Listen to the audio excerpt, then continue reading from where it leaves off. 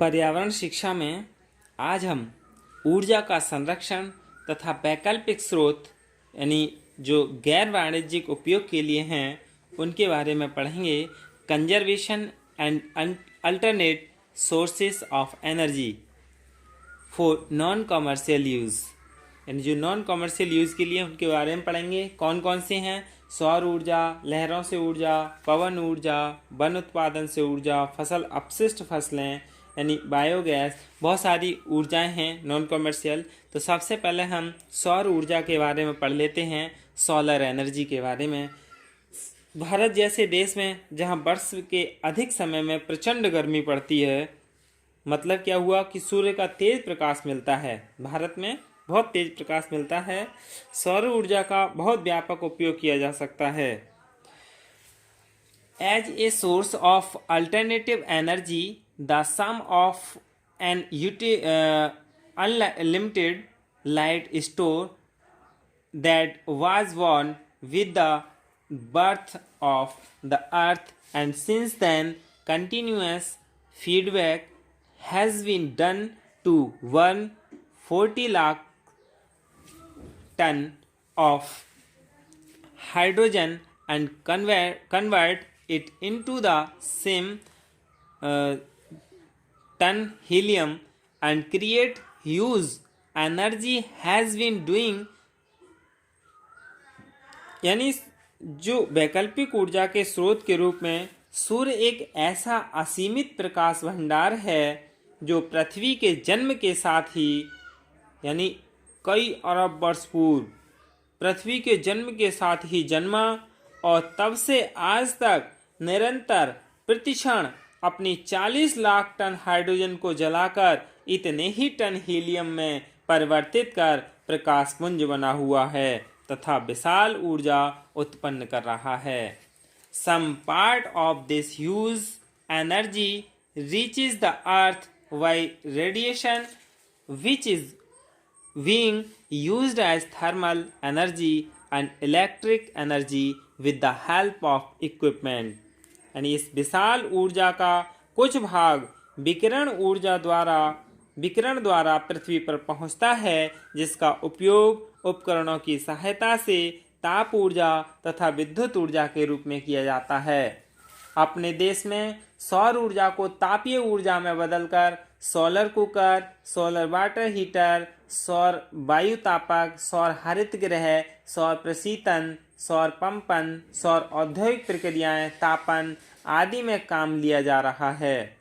विद्युत ऊर्जा के रूप में परिवर्तित कर विद्युत प्रकाश, रेडियो तथा टीवी चलाने में भी देश ने काफ़ी सफलता पाई है। भारत में इन उपयोगों को जनता तक पहुंचाने के लिए 20 गांवों को सोलर गांव का रूप दिया है, जहां जल पंप, घरेलू प्रकाश, सड़कों के खंभों की लाइटें, सामुदायिक टीवी और विद्युत के सहारे चल रहे हैं।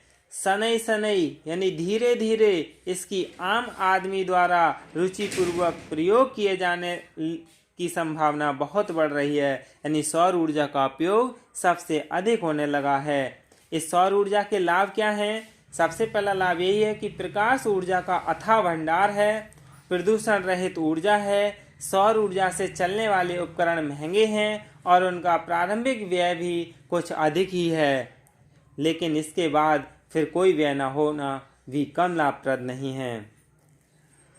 नए प्रयोग में अन्नामलाई विश्वविद्यालय जैसे IIT खड़गपुर, मुंबई और कृषि विश्वविद्यालय लुधियाना ने सौर ड्रायर के प्रयोग से धान, मिर्चें, गोला आदि अनेक वस्तुओं को कम समय में सुखाकर व्यापार के लिए नई दिशा खोली है। खारे पानी को सौर ऊर्जा से मीठे पानी में परिवर्तन के प्रयोग भी सफल हो रहे हैं। यदि व्यापक रूप में इसमें सफलता प्राप्त हुई तो पानी की उपलब्धता की बहुत बड़ी परेशानी से छुटकारा मिल जाएगा। सबसे बड़ी बात तो यह है कि इसके लिए कोई बड़े संयंत्र की समान समस्या न होकर केवल स्तर पर स्वनिर्मित उपकरण यानी इम्प्रोवाइज्ड एपरेटस से ही कार्य संभव हो सकेगा। फिर है लहरों से ऊर्जा, एनर्जी फ्रॉम वेव्स।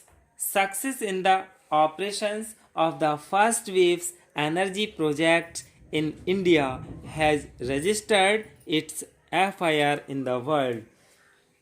यानी भारत ने पहला लहरों से ऊर्जा प्रोजेक्ट के संचालन में सफलता प्राप्त कर विश्व में अपनी प्राथमिकी दर्ज करा दी है। यानी इस ऊर्जा के कई सारे लाभ भी हैं, इससे कोई प्रदूषण की संभावना नहीं रहती है। यह निरंतर चलने वाली अतखनीय लहरों के संचालन पर आधारित है। इससे वर्ष पर्यंत ऊर्जा प्राप्त हो सकती है। इस उत्पादन में संयंत्र का व्यय भी बहुत अधिक नहीं है, क्योंकि यह समुद्र और विशाल जल संग्रह केंद्र पर संभव है। इसके बाद अगली है पवन ऊर्जा, यानी वाइंड एनर्जी। ये पवन ऊर्जा वैसे बहुत पुराना होने पर भी भारत में बहुत अधिक लोकप्रिय नहीं है, लेकिन जब वैकल्पिक ऊर्जा की स्रोत की बात चलती है तो एक अच्छा स्रोत हो सकता है। वर्तमान में मध्य भारत के गंगा सिंधु के मैदानी क्षेत्र में पवन ऊर्जा की सहायता से अनेक जगह 30 मीटर तक की गहराई से पानी खींचने और छोटे घरेलू आवश्यकता की पूर्ति कर देने, यानी 2 किलोवाट पर आवर के विद्युत संयंत्र काम कर रहे हैं। फिर है वन उत्पादन या लकड़ी से ऊर्जा, energy from forest produce would. Woods have also been used in furnaces of big factories. According to a survey, only about 126 million tons of wood is spent annually in the form of forest wood. यानी बड़े बड़े कारखानों की भट्टियों में भी लकड़ियों को काम में लिया जाता है, और सबसे ज़्यादा लकड़ी का व्यय घरेलू ईंधन और शवदाह में होता है। एक सर्वे के अनुसार केवल जलाऊ ईंधन के रूप में ही लगभग 126 मिलियन टन लकड़ी प्रति वर्ष खर्च होती है, व्यय होती है। और व्यय इसके अतिरिक्त है, जिस पर भी यदि इतना ही व्यवहार माने तो लगभग 250 मिलियन टन लकड़ी का व्यय प्रतिवर्ष वन क्षेत्रों से हो रहा है। इतनी लकड़ी लगभग 400 मिलियन घन मीटर लकड़ी से प्राप्त हो सकती है, जिससे पूरा देश ही प्रभावित होगा। फिर है इसके बाद यानी जो आज़ादी के बाद सन 1951 में भारत सरकार द्वारा अधिग्रहित वन क्षेत्र 75 मिली पर आवर माना गया, जो कुल भू क्षेत्र का 339 मिली mh का लगभग 23% है। इन अंकित वन क्षेत्रों में इमारती लकड़ी, खेल का सामान, फर्नीचर, रेल के डिब्बे और स्लीपर, इन सभी में इसका प्रयोग किया जाता है। यानी वन उत्पादन यानी लकड़ी से भी ऊर्जा का सबसे अधिक उपयोग किया जाता है। फिर इसके बाद हम फसल अपशिष्ट उपलें, बायोगैस, पशुधन शक्ति, मानव, इन सभी के बारे में पढ़ेंगे कि कैसे होता है। जैसे कृषि अपशिष्ट देश में इतनी भारी मात्रा में उपलब्ध हैं कि यदि उस पूरे का उपयोग ऊर्जा उत्पादन में किया जा सके तो एक और तो खेतों में से बेकार संग्रह को हटाया जा सकता है, दूसरे उससे ऊर्जा उत्पादन जैसे महत्वपूर्ण कार्य में लगाकर अनेक बहुमूल्य ऊर्जा स्रोतों को बचाया जा सकता है। यही क्या है, गैर वाणिज्यिक उपयोग हेतु ऊर्जा स्रोत हैं। धन्यवाद।